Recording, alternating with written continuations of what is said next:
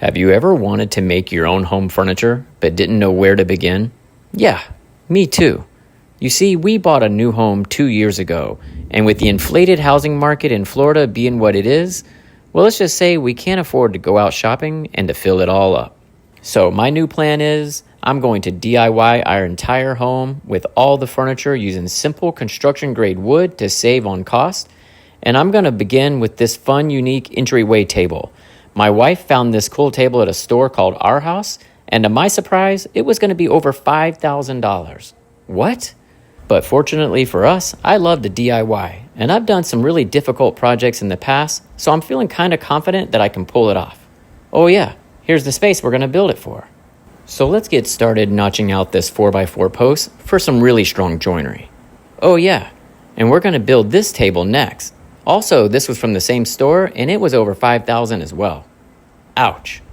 But I know what you're thinking. You want to talk numbers. How much did it cost me to build these two tables? But before I get into the cost breakdown, I want to discuss something that's been on my mind.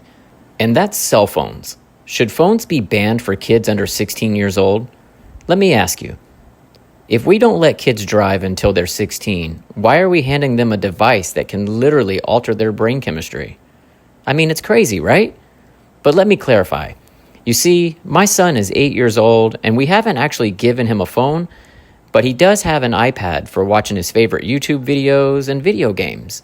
And we've been noticing some behavioral changes, mainly with his attention span. It's gotten really, really short. In other words, he's treating life like short-form content. If he's not constantly being stimulated, then he's getting seriously bored, quick. But then I stop and I think to myself, you can't shelter kids forever. And I know what you're thinking. There's a difference between preparing them and giving them a loaded tool without the maturity to use it.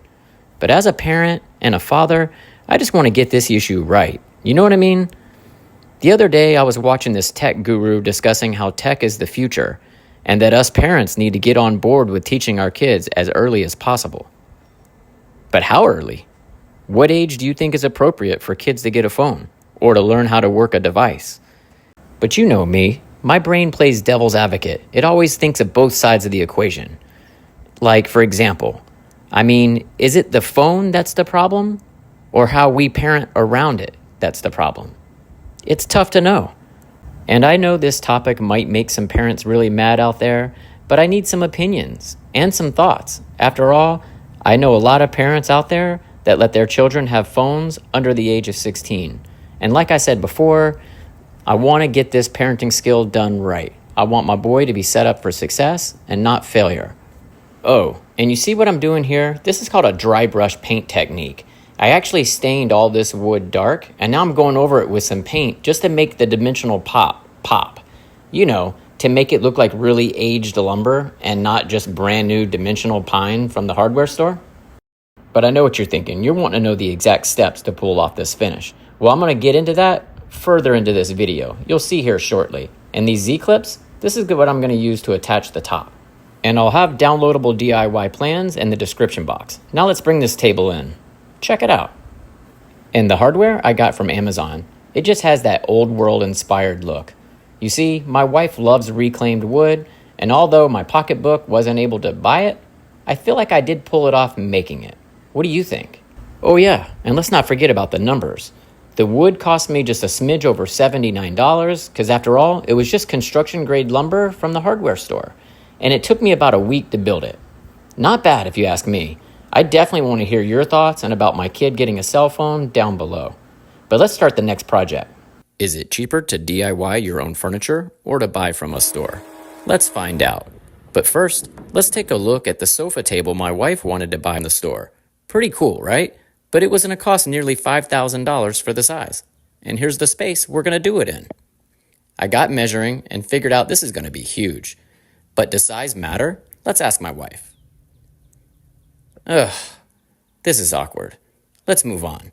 Using dimensional lumber from the construction store, we're going to get busy. But I needed to make a template first. This was going to be for the dovetail portion of this table. That was either going to make this project or break it. And I continued with chopping all the wood up because I needed to get it into manageable portions. After I milled it, I had one leg and another. But I needed to do further flattening on it because it was a bit wonky. But I know what you're thinking. Let's talk numbers. We already went over how much it was going to cost to buy this piece in the store, which was $5,000 before shipping and taxes for the size that we needed. I mean, that was outrageous, am I right? I'm just the working class. Where's the working class furniture store? Since when in life did inflation get so expensive and through the roof to buy a simple table in a furniture store was going to cost $5,000? This is crazy. But pushing these blocks through the planer, this was a struggle. And I was beginning to doubt myself on this project, thinking, am I going to pull this off? Sometimes when you start these DIY projects, you could be really insecure or not confident with your skills or your technique. And I gotta say, I was really feeling that right about now. This part of the build was for the tabletop portion. I'm gluing them up and getting ready to clamp them down. And while we give this glue time to cure and set up, let's get back to my DIY cost. The lumber, the glue, the screws, everything from A to Z cost me a smidge more than $110. Are you kidding? I mean, that's a savings of more than $4,000. Wow! But I know what you're thinking. So what? What are you going to do with that savings? Well, I had a plan, and it was to buy a new truck. After all, I am a carpenter and I need one badly. I mean, geez, take a look at my beater. I've had this vehicle for a long time. The handle's broken, the seats are ripped, the dashboard is cracked from carrying lumber, and it's destroyed from working materials. I mean, it's time.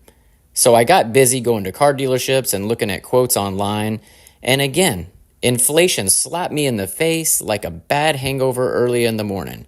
Since when did it become acceptable for a new car payment to be over $1,000 a month? What? Over $1,000 a month? No thank you. So for now, I guess I'm going to keep driving my beat up beater until the day the wheels fly off. Let's get back to the table build. Inflation's got me bummed out. Oh yeah, I've been using that template this whole time in the video to flush trim this process for the dovetails, and now it's time to see if it fits. Come on, baby. Yes. That side went in. How about the other? Pop that side. Little elbow grease. Okay, this is coming together. But this thing is big. But if you remember the original one from the store, that thing was like an elephant-sized table. So I needed to compensate for that and beef up the sides of this top. This is how I'm going to do it. Now, the most important part, in my experience anyway, to building a piece of furniture is the finish. It doesn't matter how awesome you build the piece. If the finish sucks, the piece sucks. Now I'm using an angle grinder and a wire wheel. What I'm trying to do is remove the soft grain from the wood and retain the hard grain. This will give it that old, aged, weathered look. And this is going to be critical because that wood in the furniture store looked old. So I need this to look old. And this is just going to be the natural process of doing it. I'm adding some stain, and this is not really going to be the color, as I'm going to come back and paint over the top of this. This will create an aged shadow effect. Kind of like a old weathered seaworthy boat dock. It's got undertones of browns and grays just popping through and it just looks awesome, right? Well, this is my process and this is how I'm doing it. So far, my plan is working out pretty well.